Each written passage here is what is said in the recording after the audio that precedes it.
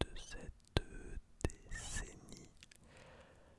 Pour l'occasion, j'ai exhumé mon vieux Blue Yeti que je n'avais pas utilisé depuis la dernière vidéo qui est sur la chaîne, qui date d'il y a 3 ans. Car il y a 3 ans, j'ai eu un moment d'enthousiasme, de motivation, on peut l'appeler comme on veut, où j'ai refait 2 vidéos ASMR et vous aviez été assez nombreuses à être au rendez-vous. Et vous m'aviez laissé quelques commentaires qui m'avaient fait très plaisir. J'ai vu que certains d'entre vous se souvenaient de la chaîne, alors même que je n'avais rien posté depuis des années. Et là, j'ai eu envie de faire une nouvelle vidéo qui est absolument improvisée. Pour vous dire, il y a 1 heure, je ne pensais pas du tout faire une vidéo. Et il se trouve que il est 4 heures du matin ici. Je dois vous dire la vérité. Et je me suis perdu sur des vidéos ASMR à l'ancienne, de massage ASMR, Ravi Taffy ASMR, bref, ce que j'appréciais à l'époque. Et ça faisait très longtemps que je n'avais pas regardé de vidéo ASMR. Et j'ai eu soudain une impulsion, une envie d'en refaire une. Car j'ai passé la soirée à écrire. J'écris des nouvelles et à essayer d'enregistrer une chanson. Car j'écris des chansons. Et je commençais à saturer de ce besoin de perfection, de faire aboutir quelque chose, que ce soit de faire en sorte que ce soit quelque chose de vraiment bien, de vraiment satisfaisant. Et ça rend un peu fou pour ceux d'entre vous qui essayent de créer des trucs, quels que soient ces trucs, et qui sont un peu perfectionnistes, disons. Je pense que vous comprenez ce que je veux dire. Et ce que j'adorais en faisant ces vidéos ASMR, alors j'en ai fait 10 dans ma vie, mais ce que j'adorais dans ces vidéos, c'était justement le côté spontané, improvisé. Je pense que vous avez compris que je n'étais pas in it for the money, in it for the money, que ma carrière ASMR était assez mal lancée, assez mal lancée. Et ce que j'aime bien, c'est le fait de simplement vous parler. Il y a un côté un peu journal intime, spontané. Bref, je vous ai donc raconté ma vie. Mais nous ne sommes pas là pour ça. Nous sommes là pour des triggers, des triggers, triggers, triggers, triggers, des triggers.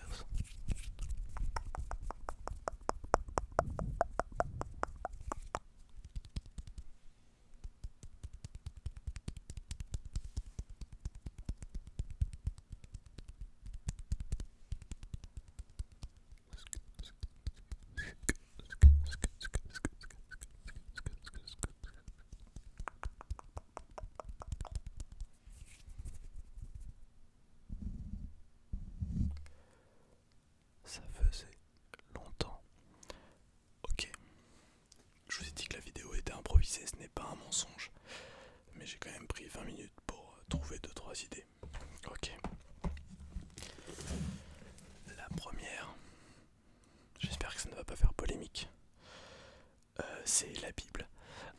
Alors il se trouve, pour vous donner un peu de contexte, que je ne suis pas croyant moi-même.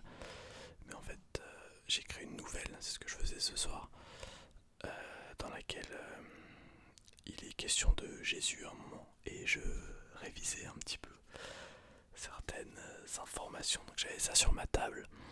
Et cette édition, qui ne coûte que 5,90€ à la Fnac, pour laquelle je ne suis pas sponsorisé, est extrêmement triggering.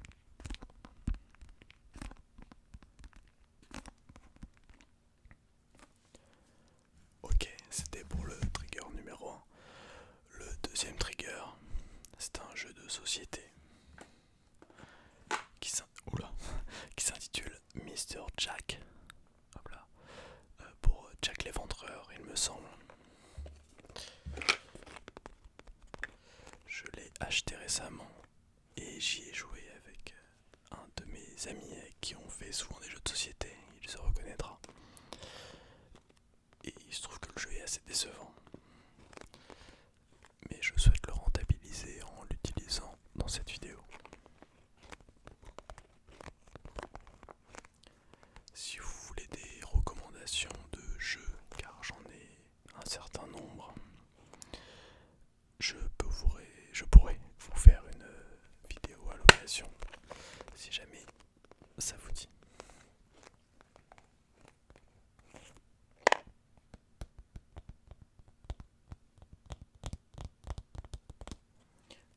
Ok, on va l'ouvrir surtout.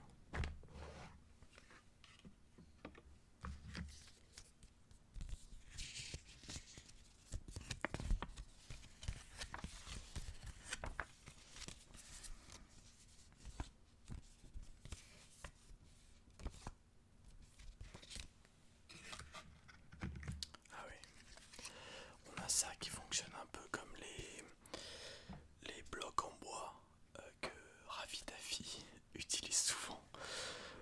J'ai eu, comme je vous disais, un moment de nostalgie tout à l'heure et je suis retombé sur des vidéos où il les utilise.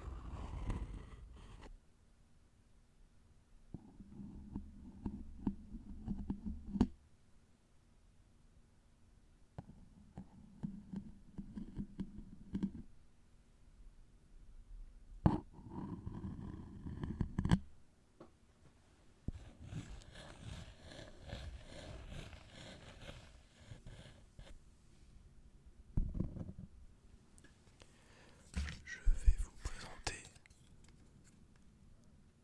si le téléphone veut bien faire l'ajustement, Monsieur William Gould. William Gould.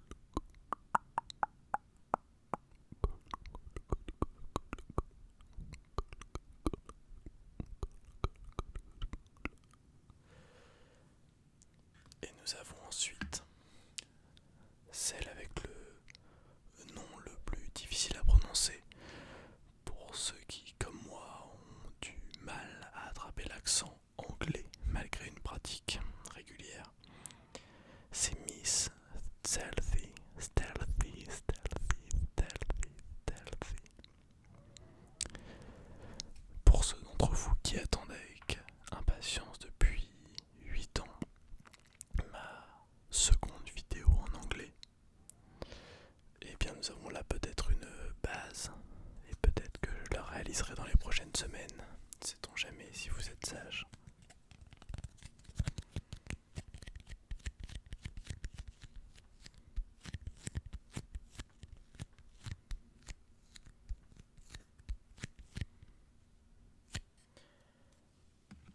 Ok.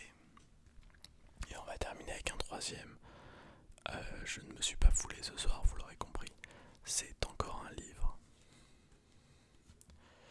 Il s'agit des légendes du mythe de Cthulhu. Alors ils mettent H.P. Lovecraft en haut. Pour ceux qui connaissent un peu Lovecraft, c'est un auteur de récits fantastiques des années 1920-1930. Personnellement, c'est probablement mon auteur préféré, celui qui m'a le plus touché, le plus influencé dans ma manière d'approcher le monde et dans aussi ce que j'aime en littérature et ce que j'aime écrire, parce que c'est vraiment une prose extrêmement poétique, extrêmement intense et qui décrit des sortes de visions, de villes improbables, surnaturelles. Enfin, il y a vraiment quelque chose où on est transporté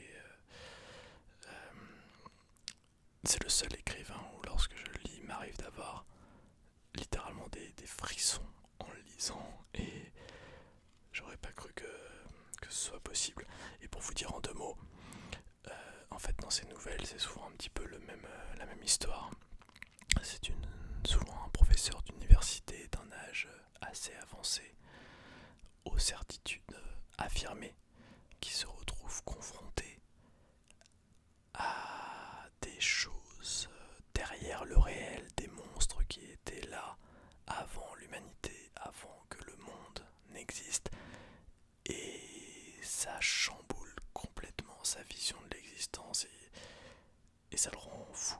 Et généralement la nouvelle s'interrompt au moment de cette rencontre, de cette confrontation, et il y a une sorte de vertige existentiel qui est absolument démentiel, et c'est fait vraiment avec, je vous dis, cette prose où il y a plein d'adjectifs, quelque chose de très intense où on se sent perdre pied.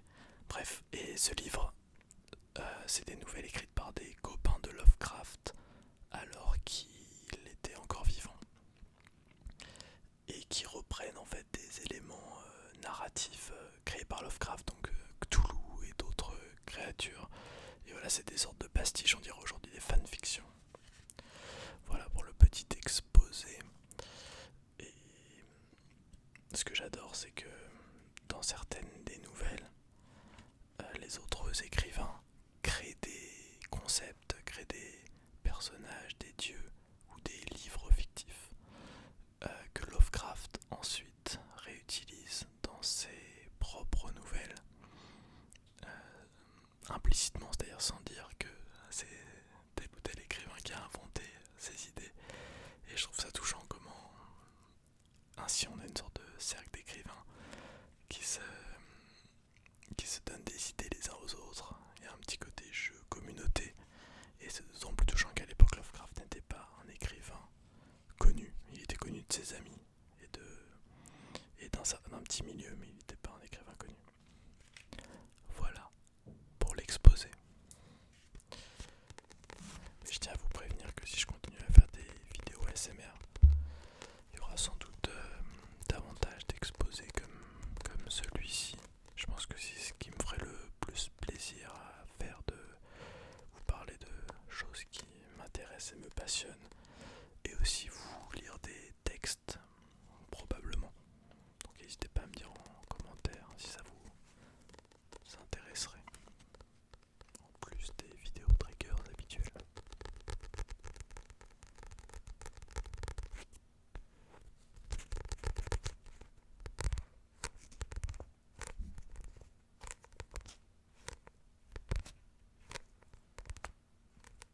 Tap tap tap, tap tap tap,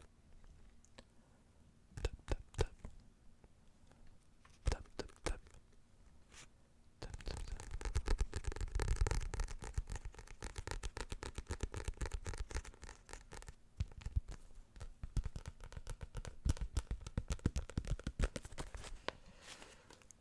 Ok. Je vous ai dit que c'était des nouvelles d'autres écrivains, mais la première nouvelle, c'est une nouvelle de Lovecraft, sans doute pour donner le ton au livre. Et je vais vous en lire le tout début. Ça s'intitule L'appel de Cthulhu. Ce qu'il y a de plus miséricordieux au monde, c'est, je crois, l'incapacité de l'esprit humain à relier tout ce qu'il renferme. Nous vivons sur une île placide d'ignorance, environnée de noirs océans d'infinitude, que nous n'avons pas été destinés à parcourir bien loin. Les sciences, chacune, s'évertuant dans sa propre direction, nous ont jusqu'à présent peu nui. Mais un jour, cependant, la coordination des connaissances éparses nous ouvrira des perspectives si terrifiantes sur le réel et sur l'effroyable position que nous y occupons, qu'il ne nous restera plus qu'à sombrer dans la folie devant cette révélation, ou à fuir cette lumière mortelle pour nous réfugier dans la paix et la sécurité d'un nouvel obscurantisme.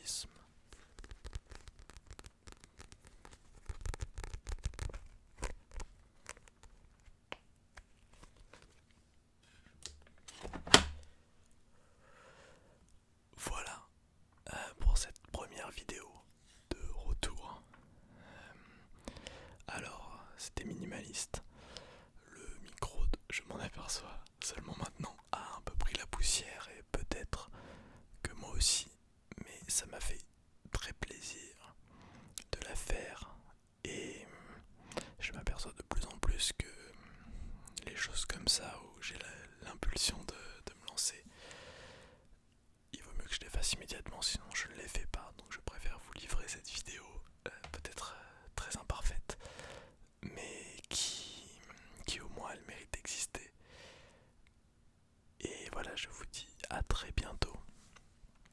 Cela m'a fait très plaisir.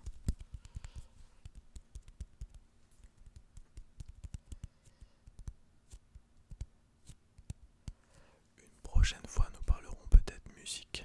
Vous voyez qu'il y a matière. A bientôt, n'hésitez pas à laisser un commentaire, ça me ferait très plaisir d'avoir de vos nouvelles.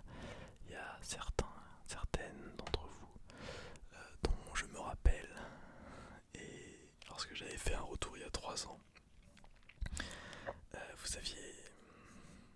Enfin, certains avaient laissé des commentaires, et j'étais surpris de m'apercevoir que oui, je me souvenais de vous. Donc, je ne sais pas si l'algorithme me sera favorable, mais en tout cas, si vous voyez la vidéo, n'hésitez pas à donner des nouvelles.